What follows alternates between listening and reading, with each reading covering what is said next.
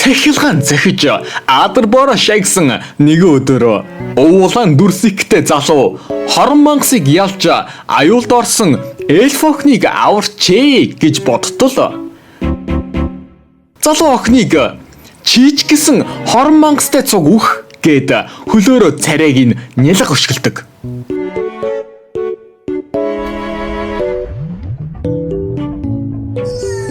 Энд чи одоо юу болоод байна вэ? Гэтэл энэ зүйл нь манай анимын гол дүрийн залуу Хизутомегийн тоглож байсан тоглоом нь байжээ. Ерөнхийдөө манай хүн новшийн тоглоомуудыг тоглож кайп авах үнэн голоос дуртай гаж нөхөр юм. Саяын тоглосон тоглоомын гол зорилго нь мангасыг устгаж эльф охиныг аврах ёстой байсан. Тэгтэл манай нөхөр мангас игчтэр, охин игчтэр устгаж гаж үслээ хангасан нь энэ бололтой. Залуу тийм ээ би чадлаа гээл мэдрэл муутай юм шиг баярлаж байдаг шүү. Манай хүний амьдарч байгаа энэ цаг үед дэлгэц ачилдаг тоглоомууд бол хуучны дээр үеих гэж үзэгдэж хүмүүс тоож тоглохоо болжээ. Харин өөрөө тоглоомн дотор орцсон юм шиг тоглох VR тоглоомууд энэ үед мод болж байгаа юмсан жээ. Энэ дэлхий дээр цөөн хідэн өндөр хөгжүүлэлттэй томоохон VR тоглоомууд байдаг ч нөгөө талаараа систем нь гүйцэд болоогүй олон тооны хогийн тоглоомууд байдаг гинэ. Сая манай хүн тоглоод байсан да нэг тиймэрхүү тоглоомууд. Хүмүүсийн дургуйг хүрэгдэг энэ хогийн тоглоомуудыг хайн тоглодог хүмүүс нэг ёсондоо манай хүн шиг гаж донтой гарууд байдаг гин шүү. Энэ үед ёо ямар гоё новшийн тоглоом тоглолцваа гээл тэнэгдэж байгаа манай гол дүрийн залууг Хизутоме Ракуро гин. Хизутоме чөлөөлөгдсөн мэдрэмж гайхалтай байна. Шоронгоос гарсан хэрэгтэнд ямар мэдрэмж төрдгийг мэдэрч байна. Тийм ээ. Би чин новшийн тоглоомын ангууч шүү дээ.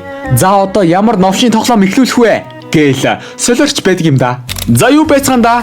Энэ удаа та нарт олон тооны новшийн хэцүү тоглоомуудыг тоглож дуусгаж байсан нэгэн гажбачка хизээж тоглоё гэж бодож байгаагүй бүр Генезийн номонд бичигдсэн бурханлаг тоглоомыг тоглож эхэлвэл юу болох талаар өгүүлэх маш сонирхолтой адал явдлаар дүүрэн анимиг ярьж өгөх болно. За ингээд шууд аним руу орцгоё. Хэдий манай хүн амьдралгүй гимээр тоглоомч ч гэлээ арайч тийм амар утга алдсан нөхөр биш ээ. Сургуулийн тэрт бол явдаг шүү. Удахгүй зуны амралт босох гээл. Сургуулийн бүхий л хүүхдүүд хоорондоо амралтаараа юу хийх вэ? Хаашаа явах вэ? Гэх мэтчлэн ярьцгааж байдаг. Гэхдээ манай хүнээс бусдан шүү дээ. Манай нөхөр чин сайхан гараа. Шинжэнгөө тоглоом тоглолцсон юу юм бодох мантай нойрмоглоод байж байдаг. Энэ үед мань хүнд сайн бололтой Рейких охин Кордорын болонд Хизутоме чи одоо ямар тоглоом тоглож байгаа юм? Үнэн үү? Би ч гэсэн гээл манай нөхөрт хэлэхүүгээ толгоон дотроо биш хүмүүсийн нүдэнд ил задгай галзуу хүн шиг өөртөө яриад зогсож байдаг. Энэ охин мань хүнд ухаангүй дууралсан бололтой хөөрхий залуу насаа гэж. Эцэст нь цаг болж охин манай нөхөр болох Хизутоме руу очиж яриа өдөх гэтэл найз нь төрүүлж гарч ирээд цааш нь аваад явчихдаг. Үнэхээр азгүй. Үзэгдэл солигдож нэгэн тоглоомын дэлгүүрийн эмэгтэй маргааш зуны амралт эхлэх гэж байгаа билүү гэд зогсож байтал нөгөө Рэй охин ороод ирдэг. Худалдагч эмэгтэй охинд Хизутомег харахаар ирсэн болоо. Өнөөдөр тэр ирээгүй гин. Ярианаас нь харуул манай нөхөр энэ дэлгүүрээс новшийн тоглоомууд авч тоглодог бололтой. Мөн охиныг тэрэнд сайн гэдгийг мэдэж байна гэдэг охиныг таньдаг бололтой худалдагч эмэгтэй. Эмэгтэй охиныг гоё юм аа дурлсан охин гिचлэнгүүтээ тэр одоо тун онцгой новшийн тоглоом тоглож байгаа. Болохоор ойрдоо ирэхгүй байхаа гэдэг. Нэмж хэлэхэд тэр тоглож байгаа тоглоом нь домогт новшийн тоглоом гэдгээр алдартай. AI туслах дөрүүд нь авах юмгүй. Мөн элдв бусын алдаа энтрээр дүүрэн баргийн чадварлаг хүнч эхний боссыг нь ялж чадхааргүй тийм л хэцүү тоглоом байгаа юм. VR төхөөрөмж авч шидсэн хүмүүс байсан гээл бод. Нэрээ тэгэд бас болоогүй. Хизүү томэ миний сонссноор бол сүүлийн боссуудаа баг зүүж дотвор хувцастайгаа тулалддаг болсон гисэн шүү гээл. Зогсож байтал манай хүн нөгөө домогт хизүү тоглоомыг чин дуусгачлаа гэд ороод ирдэг юм да. Рэй охин эцсэндээ болоод угсийгэд нуугдчихна. Ер нь худалдагч эмэгтэйг цаашдаа хууми гэж дуудахад амарчлаад. Манай хүн хуумид үнэхээр шилдэг новшийн тоглоом байсан шүү. Хамгийн новшийн гол дүр нь Фьерия гэдэг нэртэй эльф жинхэнэ дургу хүргмээр амтан байсан. Аяллаа үеэр хамаг асуудал түүнээс болж гарсан. Хамаг юмыг өмүүлж досгоныхон хамтрагчдыг үхэлд хүргэдэг.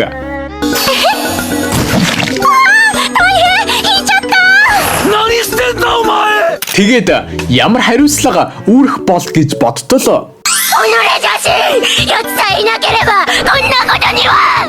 Эцтэй гэхэд бүх зүйлийг сүүлчийн боссын буруу болгож байсан. Ямар ч хамаагүй бидтэй. Хамаг юм чамаас болоо бидтэй. Оцсон газар бүрт ялгаагүй юм болж уур хүрээд жоохон ууралсан чин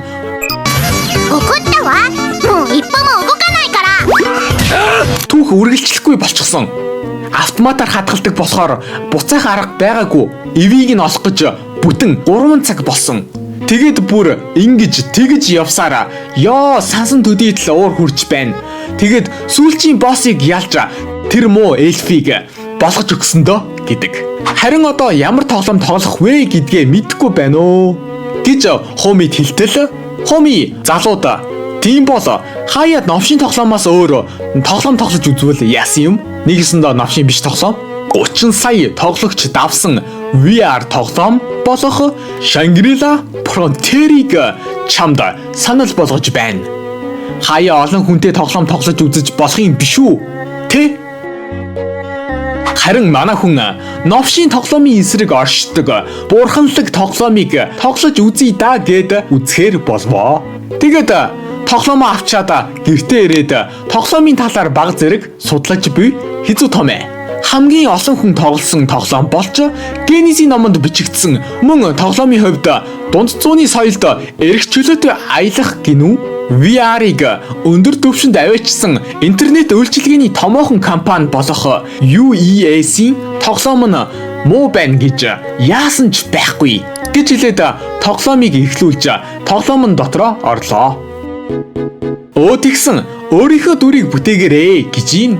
Манай хүн пүү ямар амар их мэрэгжил сонголт байна гээл гүйлгэж байгаад ашиглахад амар юм шиг байна гэд хос элдтэй хөлсний зэрэг болохыг дарж дараа нь төрсөн газар гэдэг дээр нь хэсүүчлэгчийг сонгодог. Харин одоо хамгийн чухал хэсэг болох өөрийн дүрийн харагдах байдлыг бүтээх үлдлээ. Биеийн бүтэц төрөл өмсөж зүүх юмыг нь анхнаас нь янзлаж болдог юм гэж үү? Ваа, гайхалтай.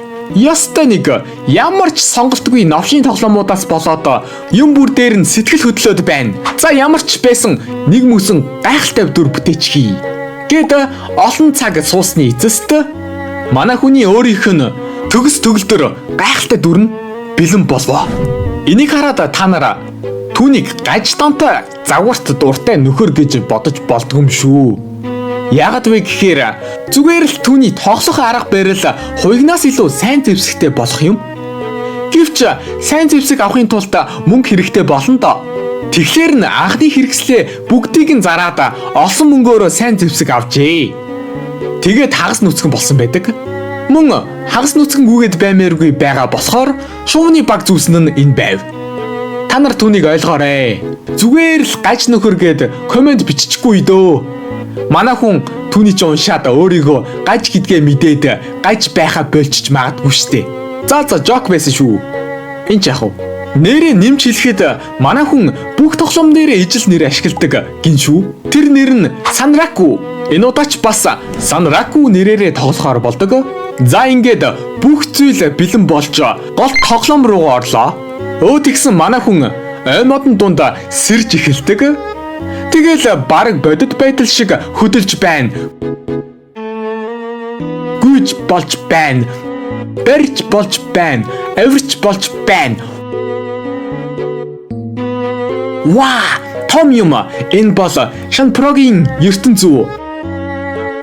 гэж хэлээд мапа харж байхдаа анхлан суралцагчид хотоос эхэлдэг юм уу гэж гайхдаг. Манай хүн энэ үед юу ч мэдээгүй байсан. Тэр хэсүүчлэгчийг сонгох юм бол анхлан тоглогчдын бүсийн хаанигтээс эхэлдэг гэдгийг. Гэхдээ хот ойрхон байгааг анзаараад Санраку залуу замдаа юм хум үзэж сонирхонгоо хот руу очихудаа гэд замдаа гарлаа. Явж байх замдаа гоблин гинт гарч ирэн дайрдаг Санраку руу. Манай залуу тулааны чадамжийг чинь шалгая гэд цохилтоос нь болтонгуутлаа ганц завчилтаараа ялчирдаг гоблин амар үнэн чадварлаг. Тэгээд бас левел ап хийчнэ. Мөн гоблингийн сүхийн тэр дээч болчихно. За тэгээд ёстой easy дайсан байлаа шүү гэд зогсож байтал бурхан сонсчихсан юм болов уу яасан гинэт амар хүчтэй туулаа гарч ирээд Санраку руу дайрдаг. Энэ туулаа жимд явдаг байхаа те ийм амар хүчтэй байна гэдэг. Санал нийлж байвал булчинлаг туулаа гэж бичээрэй. За энэ яах вэ? Санраку энэ өхрийн дайралтанд оногдвол шууд үхэх нэ гэж хэлдэг өөртөө. Манай хүн чин хувцас хуйгаа юу байдгийг бүгдийг нь зараад олсон мөнгөөр зэвсэг авцсан гэдэг чин одоо бол ямар ч армор хамгаалтгүй байгаа гэсэн үг.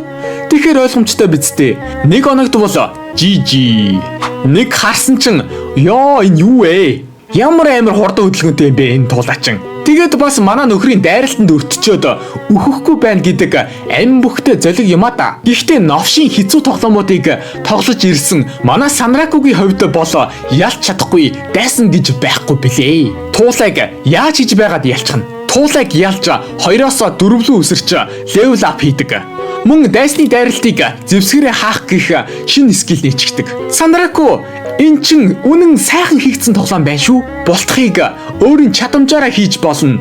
Төвшний ялгаа инээ тэрэ байсан ч хангалттай тулалдах боломжтой. Вау, үнэхээр гайхалтай тоглоом юм аа. Өө ингэхэд бас ингэж удаа алдаа энтергүй тоглох чинь ямар сайхан юм бэ?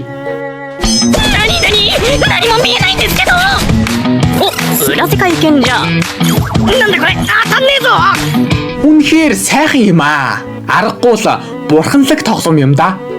Эхэндээ сонирхол төрөөгүй ч гэлээ. Одоо бол донтчлоо.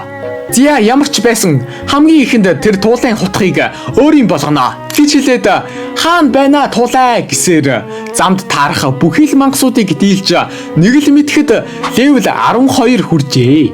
Мөн тэр туулайн хутгийг олж авч чадсан байдаг. Санраку яа 2 хутаг олж авах гэж ямар их цаг болвоо гэдэг. Тайлбар хийвэл дунджаар 5% унах магадaltaгаар тэр туулаанаас 50 орчмыг ялж байж нэг юм 2 хутаг олж авсан байдаг. Бүр 2 цаг гарan тоглож байж шүү дээ. Ингэхэд манай нөхөрт энэ авийн мангасууд одоо бол XP интерж ойлгохтой өгөхөө байж хитрхи easy болжээ. Тийм болохоор цааш явж үзье гэд явхаар болдог. Өө тэгсэн туулаа хайж явсаар байгаад нөгөө очих гэж байсан хотоосоо холдоод явчихж үнэн бүтлгүй. Харин одоо энэ хавьд ойрхон байгаа 2 дахь хот болох гүүр даваад очдог Second Dahlia руу явхаар болдог. Эцэст нь манай хүн давах ёстой гүүрэн дээрээ ирлээ. Тэгсэн чин юу вэ? Босс зэрэглэлийн гимээр аврах том могой гатлах ёстой гүүрийг нь хаацсан зогсож байдгийм да. Санраку харин эцэст нь нэг юм овоо хүчтэй дайсан гарч ирлээ. Алаад талаад өгье гэсэн хандлагатай байдаг. Энэ могой бол энэ бүсийн босс нь юм гинэ. Мөн багаараа олуулаа ялдаг их л хүчтэй мангас гин шүү. Ямар ч хуйг энтергүй манай нөхөр энэ могойг ялч чадах болов уу? Та нар юу гэж бодож байна? Энэ хүрээд part 1 маань дуусч байна.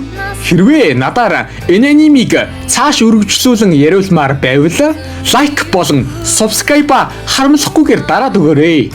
Энэ хүртэл надтай хамт байсанд баярлалаа. Дараагийн бичлэгээр уулзцгаая. Түр баяртай.